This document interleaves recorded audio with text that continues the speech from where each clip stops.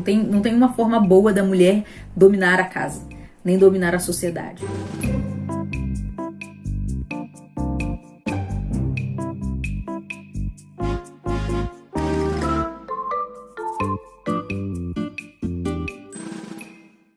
Olá pessoal, tudo bem? Bem-vindos ao Intervalo Literário. O meu nome é Bruna e hoje a gente vai conversar sobre Pais Sábios, Filhos Brilhantes, do John MacArthur, publicado pela Thomas Nelson Brasil. Esse livro do John MacArthur foi escrito em 1998 e foi também publicado originalmente pela Thomas Nelson e foi traduzido para o Brasil e publicado só em 2014 pela Thomas Nelson Brasil, foi traduzido pela Maria Lúcia Gode, da Idiomas e Companhia. Esse título não é o original, o título original seria mais ou menos Paternidade Cristã de Sucesso ou Criação Cristã Bem-Sucedida. As preocupações que o John MacArthur tinha para escrever o livro só pioraram desde então. Logo no início ele vai falar que a nossa sociedade está tão deturpada que nós tratamos as pessoas com menos severidade quando elas cometem crime contra animais do que contra pessoas. Parece até que eu tô pegando no pé, né? Mas não é, foi uma coincidência eu ler isso aqui. Olha só o que ele vai dizer, que o sistema judicial americano condenou um homem a 12 anos de prisão porque ele matou uma ninhada de gato, porque ele estava estressado. É horrível, né? Uma coisa terrível, mas 12 anos de prisão. Enquanto uma mulher que matou o próprio filho recém-nascido foi condenado a 2 anos e meio. Olha só, a mulher havia jogado a criança recém-nascida da janela do 3º andar de um quarto de motel em uma caçamba de lixo na viela logo abaixo, ainda com o cordão umbilical. Evidências mostram que o bebê estava vivo quando foi arremessado pela janela, mas que morreu devido à exposição ao abandono e a graves fraturas no crânio. Então, assim, né? Você tem pessoas sendo condenadas a muito mais por causa de maus tratos com os animais. Olha só o que ele vai falar, que uma tal de Newkirk falou sobre a Segunda Guerra Mundial. 6 milhões de judeus morreram em campos de concentração, mas 6 bilhões de frangos morrerão este ano nos matadouros. Então, né? É muito ruim que os frangos morram. Outro fator que ele vai falar que traz o desmantelamento da família é o feminismo. Então ele vai dizer que todos esses programas do Estado, né, para que a família não seja mais necessária. Então você tem creche, você tem lavanderia, você tem os restaurantes populares, as escolas em tempo integral. Então tudo aquilo que é feito na família hoje é feito pelo Estado, de alguma forma. E sobre essa questão também da mulher ser uma prisioneira do patriarcado, essa coisa toda, e você, para saber melhor sobre isso, eu te recomendo fazer uma maratona lá no canal da Renata também, da Renata Cortes Diniz, tá sempre linkado aqui no meu canal. O que levou o MacArthur a escrever esse livro foi que ele foi vendo que não tinha muito material assim cristão para criação de filho. Tinha muito livro cristão para criação de filho, mas não tinha um material que fosse extremamente cristão, né? Que tinha uma coisa meio coaching mesmo, meio comportamental, sabe? Tipo, tantos passos para que seu filho se comporte bem, esse tipo de coisa. E é uma demanda não só da família cristã, né? Mas é uma demanda da sociedade. Você vê crianças sendo criminosas cada vez mais cedo, uso de drogas, as crianças não se educam, não estão mais, né, querendo ficar na escola, a desobediência, todo esse tipo de coisa são demandas da sociedade, mas a própria sociedade não quer a solução, porque a solução vem dos princípios cristãos. A família é um projeto divino, então nenhuma ética secular vai trazer sucesso para a família. Não adianta nada, nenhuma campanha na televisão vai trazer o sucesso da família, né? Então a descristianização da sociedade nunca vai deixar que sem a pregação do evangelho nós tenhamos uma família mais saudável. O MacArthur vai criticar que em alguns livros, né, para criação de filhos, tem conselhos pautados na psicologia, pautados também na pedagogia, e ele vai dizer: não adianta. Não adianta você tentar lidar com o coração pecaminoso com psicologia e com pedagogia, porque só se combate pecado com o evangelho. E ele até vai citar aqui, a respeito dessa questão de educar a criança no Evangelho, ele vai citar o livro Pastoreando o Coração da Criança, do Paul Tripp, que é um livro que vai tratar da centralidade do Evangelho. Esse aqui também. Então, o MacArthur vai trazer a centralidade do Evangelho, vai chamar os pais à responsabilidade de educar os filhos no Evangelho. Então, é muito interessante como que ele vai usar textos bíblicos assim o tempo todo. O tempo todo ele vai fazer a exposição do Evangelho. Do início ao fim desse livro, você vai ter uma exposição do Evangelho. Você vai sair mais crente desse livro, você pode ter certeza. E foi isso que me marcou, sabe? Foi tudo que eu me senti assim, precisando que alguém me educasse para que eu pudesse ser uma mãe melhor e uma esposa melhor também, porque ele também vai falar de casamento. Em estrutura, esse livro traz uma reflexão da depravação total dos filhos. Depois explica que não adianta usar de psicologia e pedagogia com o coração depravado e estimula que preguemos o Evangelho continuamente aos nossos filhos. E olha só o que ele vai falar na página 36. Ele vai dizer o seguinte: temos uma personalidade caída antes mesmo de cometermos nosso primeiro ato deliberado de pecado. Na verdade, pecamos porque somos pecadores. E é complicado você falar isso para você mesmo, e é complicado você olhar para o seu filho assim. E ele vai dizer o seguinte: se você tem problemas com a noção, com essa noção, né, de que a criança é pecaminosa, simplesmente reconheça que os seus filhos são uma versão sua em miniatura.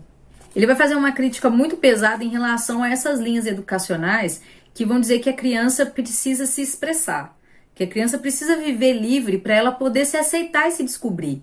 Ele vai dizer o seguinte, que os defensores da autoestima costumam ter os pais como alvo, afirmando que eles são os maiores culpados por nossa baixa autoestima, advertindo-os a fazerem tudo que for possível para elevar o amor próprio dos seus filhos.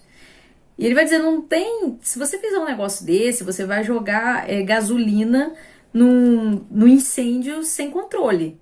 Não faça isso. Você precisa advertir o seu filho moralmente. Você precisa admoestá-lo. Porque se você faz com que ele ame o que ele é, você vai acabar com a vida do seu filho. Não há nada natural na criança que deva ser estimado.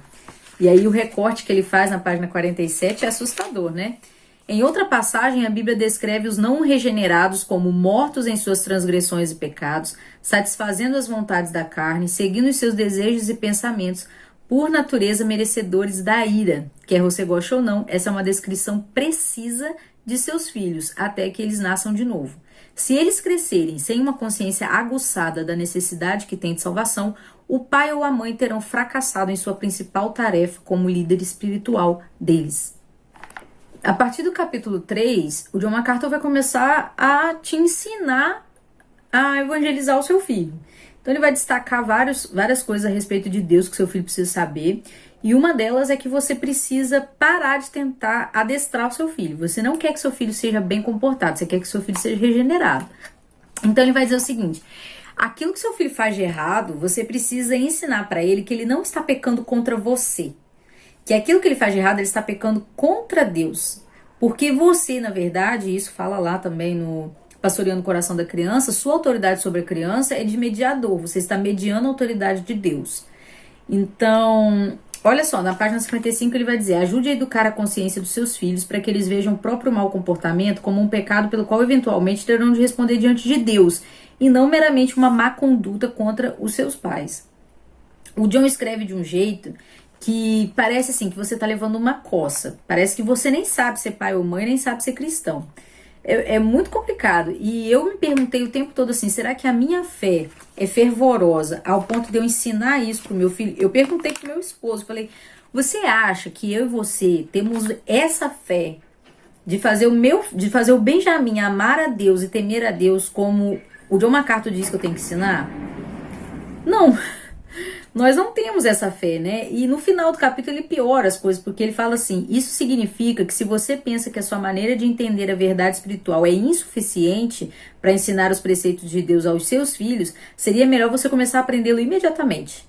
Se a sua compreensão da verdade espiritual é tal que você teme ser incapaz de ensiná-la até os seus próprios filhos, isso pode significar que você não tem sido cuidadoso em cumprir algumas de suas responsabilidades mais básicas como cristão, a não ser que você seja um recém-convertido. Só que ele vai dizer, mesmo que você seja um recém-convertido, você ainda tem um chamado de Deus para cuidar dos seus filhos. Então você, meu filho, corre aí quanto tempo perdido, porque você vai precisar responder a Deus a respeito disso. Eu fiz muitas marcações, todas essas marcações de laranja foram assim, aquelas que mais me assustaram, né?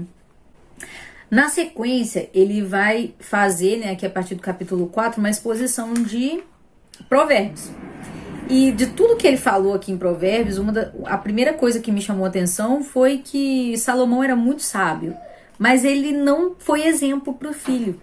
Então ele escreveu um livro maravilhoso e não conseguiu passar isso para os seus filhos porque ele não foi um exemplo. Salomão fracassou porque ele não seguiu os seus próprios conselhos, né? As instruções de Salomão para o seu filho foram profundas e sábias, mas o exemplo que ele deu anulou os seus conselhos. Não existe maior erro que um pai ou mãe possa cometer. Tem um outro aspecto, até que eu acho que é importante falar, por causa do foco, né, dos meus estudos, que é a educação, que ele vai dizer que não acredita em doenças infantis. Ele não acredita que existam doenças comportamentais.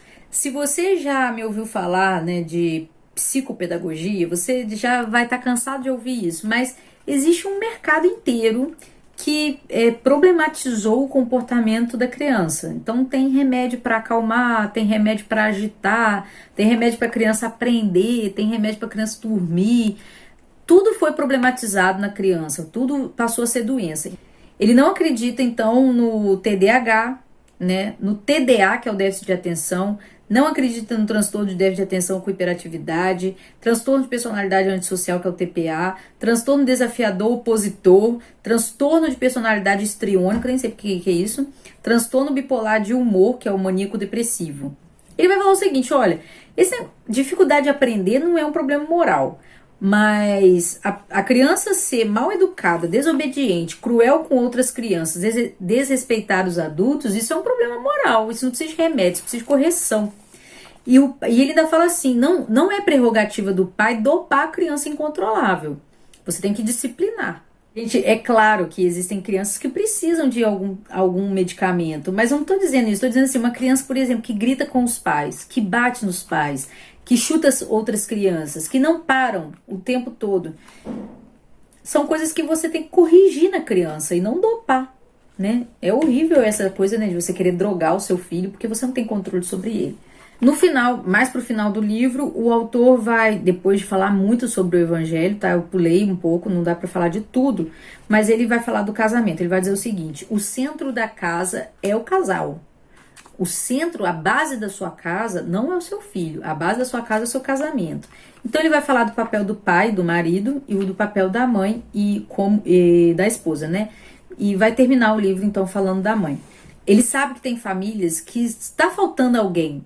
Ele vai dizer, olha, é lamentável isso, é lamentável. Eu acho até bom que ele tenha falado assim, os conselhos para a família sempre levam em conta pai e mãe, porque Deus deseja que a família esteja completa. Então Deus não ia ficar fazendo ressalva, né? Ele quer que tudo seja completo. Eu achei bom porque isso nos leva a lamentar que existam famílias assim, não ficar passando a mão na cabeça das pessoas, né?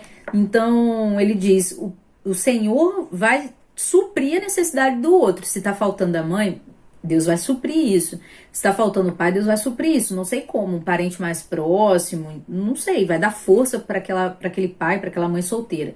O conselho de Paulo para a família é muito simples. Ele diz o seguinte: mulheres, sujeitem-se a cada um seus maridos. Marido, ame suas mulheres. Filhos, obedeçam seus pais, e pais, não irritem os seus filhos. Ele vai estar apontando para esse versículo o tempo todo dentro desse livro. Ele vai dizer, gente, isso aqui é o conselho para vocês. Vocês estão buscando aí um monte de livro, um monte de psicólogo, um monte de pedagogo, um monte de psiquiatra, um monte de troço. Olha o conselho aqui para vocês, é isso. Então, ele vai tratar de cada um, já tratou, né, dos filhos, já tratou dos pais, agora ele vai tratar de mulheres e de maridos. Quando ele fala do homem, ele vai falar do padrão de amor que o marido tem que ter pela esposa. Na página 144, ele vai dizer o seguinte...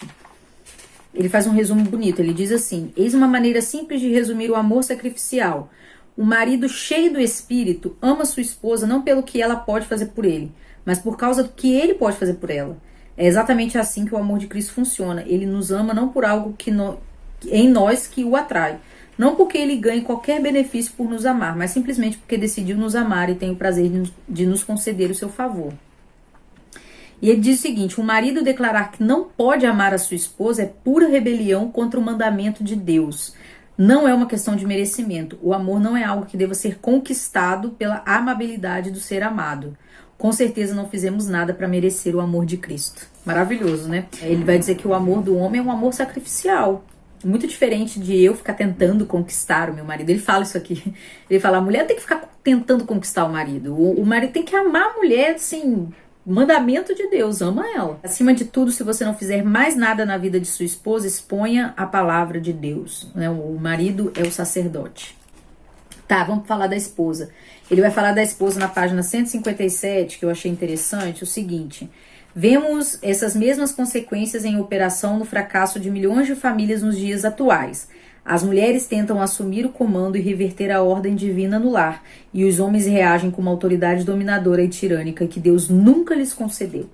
Não tem uma forma boa da mulher dominar a casa, nem dominar a sociedade. Só que ele vai pegar pesado mesmo, é quando ele vai falar de serviço, porque ele vai falar assim: mulher não pode sair de casa para trabalhar. Eu já vi gente dizendo que é melhor que a mulher não saia, que é bom que a mulher arrume meio período, é bom isso, é bom aquilo. John MacArthur vai ser muito pior. Ele vai dizer o seguinte: olha só, é praticamente impossível para a maioria das mulheres com emprego cumprir a ordem de estarem ocupadas em casa, que é o que Tito manda, né? Em Tito 2,5 ele fala isso, que as mulheres estejam ocupadas em casa. As mães pagam um alto preço quando saem de casa para seguir uma carreira profissional.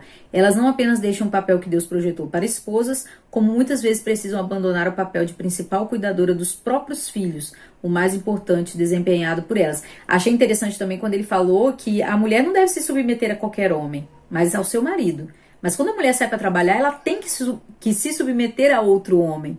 E se submeter a um homem que não tem o mandamento de te amar é muito pior. Entendo que essas não são opiniões populares ou politicamente corretas atualmente, mas eu sou obrigada a ensinar o que a palavra de Deus diz.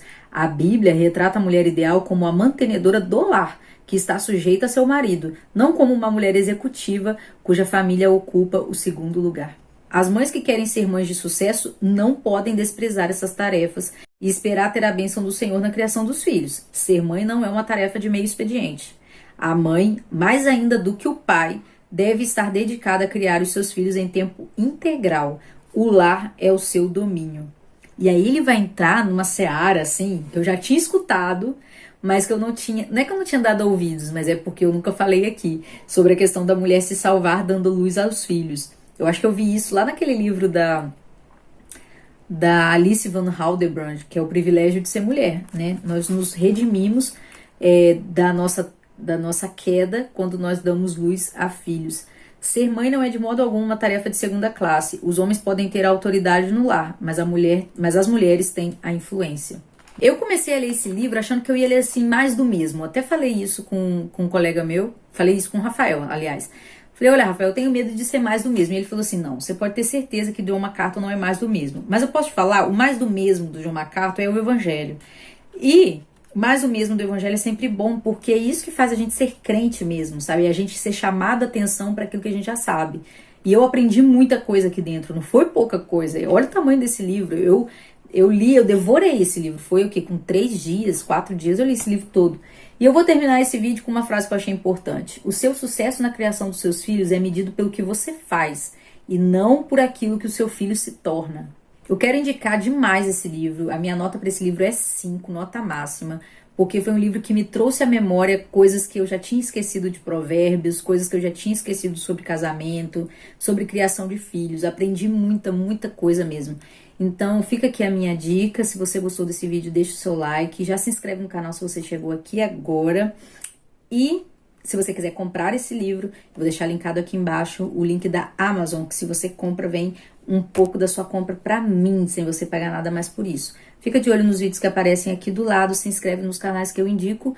E se você quiser fazer parte do grupo do Telegram, é só me mandar um e-mail em canal intervaloliterário@gmail.com, que eu incluo você lá no grupo do Telegram, ok? Então, um abraço, vamos passar 2020 lento.